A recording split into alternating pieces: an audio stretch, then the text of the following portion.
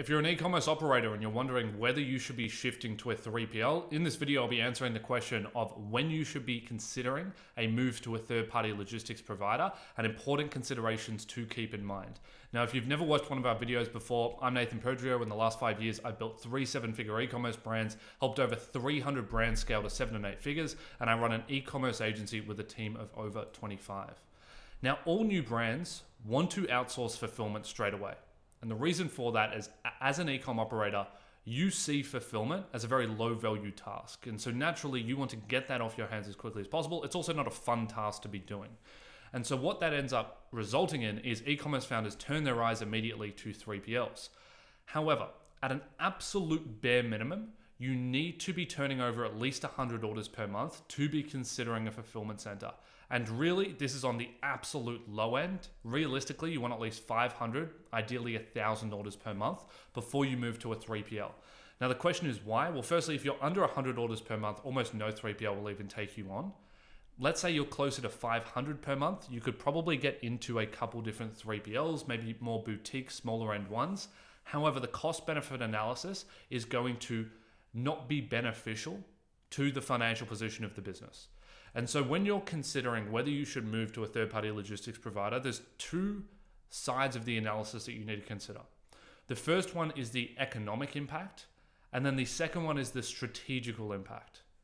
And so if I was to boil all of the different considerations down, it comes down to these 3. Number 1 is order volume. Okay, you really want a minimum of 500 orders per month, ideally closer to 1,000 to be safe. And the reason for that is that the more volume you're doing, the more economies of scale you will get in your pricing with a 3PL provider, and therefore the more it will make sense at a unit economic level. For you to fulfill orders in-house versus for you to go to a 3PL, it needs to make financial sense. And let's say that you are incurring a loss by making that transition, you need to calculate what that loss run rate is and whether you can efficiently make that revenue back by reallocating your time accordingly. Or alternatively, generally speaking, if you're operating at 500 to 1,000 orders a month, you would hire someone part-time to fulfill those orders for you. That's number 1. Number 2, there's a second side to the economic analysis here, which is have your operating expenses blown out of proportion to facilitate a warehouse operation for you to self-fulfill. And now there's no specific percentage here since each brand's case is very, very unique and individual. I wish I could just provide you with a generic percentage of top line revenue, but it's all relative. So anything above 3% of revenue is pretty big for a direct-to-consumer brand.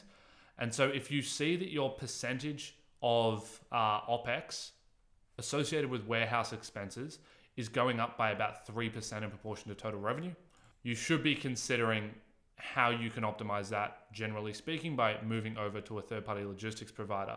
For omnichannel, this is going to be really, really dependent because you're likely fulfilling out of your in-person store or your store presence.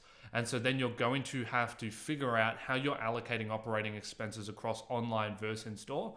It's not too difficult to do. It's just a basic cost analysis on how many orders you're fulfilling and then what the staff time split is. But there is an analysis that needs to be done there. You need to know your numbers.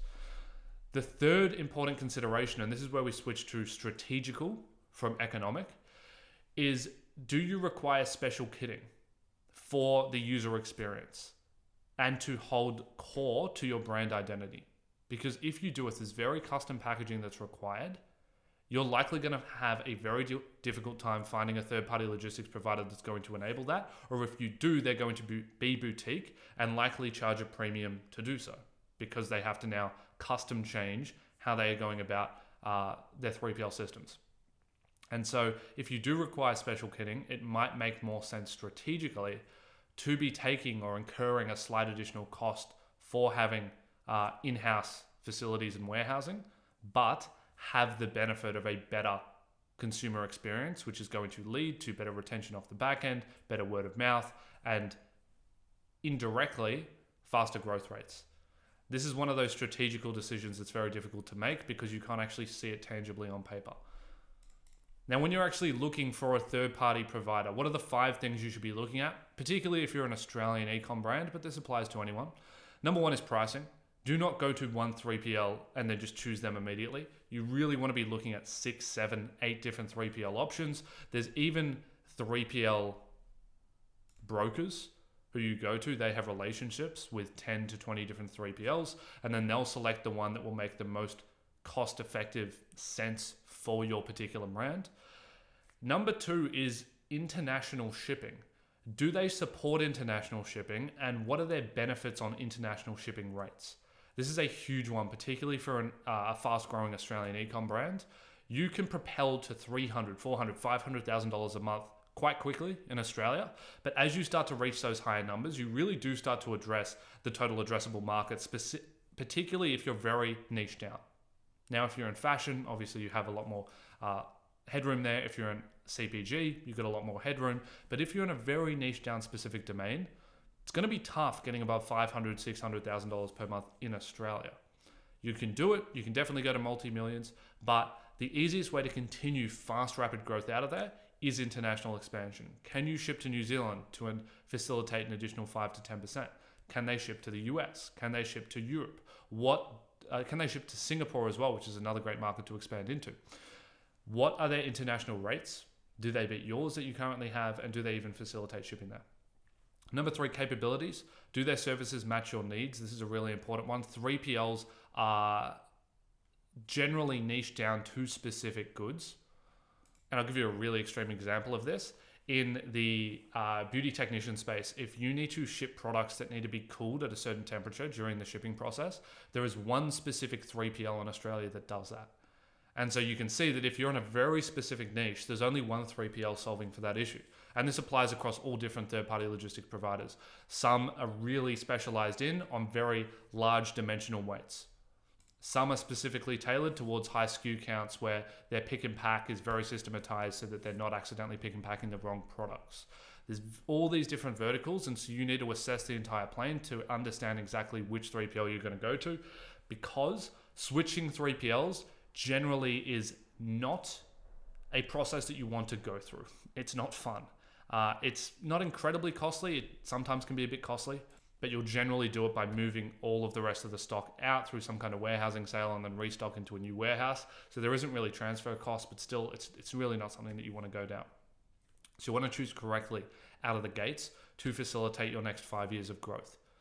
In terms of capacity, this is the next one. Can they handle the volume as you grow? What do your projections look like? And would they be able to build that in to their current warehousing?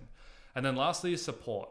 Are you going to put it blank, are you going to be incredibly frustrated day in, day out because their support is terrible? Okay, do you have a dedicated rep? How quickly can you contact them? Are they on a dedicated communication channel? Can you get back and forth? Like, you want strong support and communication with a third-party logistics provider, considering all the things that can go wrong with fulfillment and manufacturing defects. Thanks for watching that video. If you want to learn more about Blue Sense Digital, click the link in the description below. Reach out to us for a free growth evaluation video where we'll map out how you can achieve your financial outcome goals with your e-commerce brand over the next 6 to 12 months.